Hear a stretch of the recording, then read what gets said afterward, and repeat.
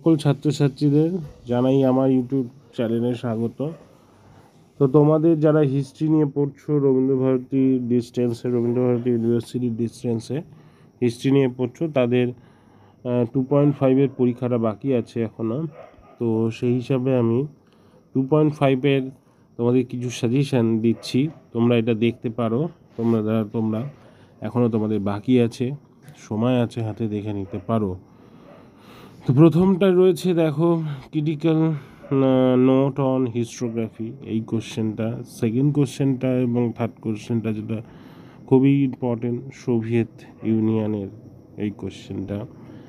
এবং বার্লিন ব্লকটা অবশ্যই দেখে যাবে, সেখানে আমেরিকার কি রোল আছে সেটাও দেখবে।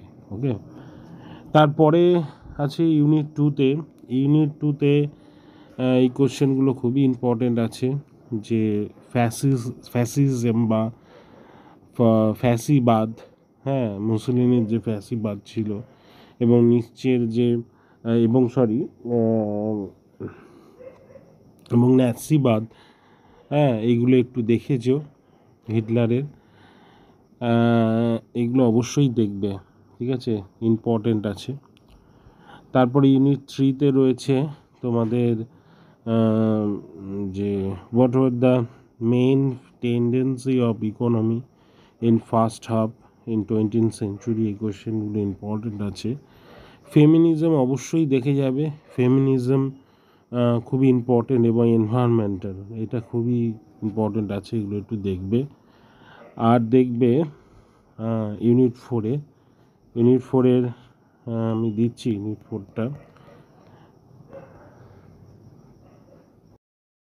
ইউনিট 3 হিউম্যান রাইটসটা অবশ্যই দেখবে একটু।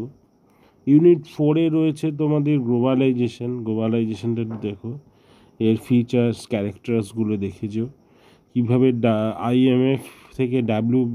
আইএমএফ এবং ডাব্লিউবি বা WTO, ওয়ার্ল্ড ট্রেড অর্গানাইজেশন এবং ওয়ার্ল্ড ব্যাংক কীভাবে হচ্ছে ডেভেলপমেন্টের কাজ করছে বা তাদের ফাংশন কী, এগুলো একটু দেখেছো।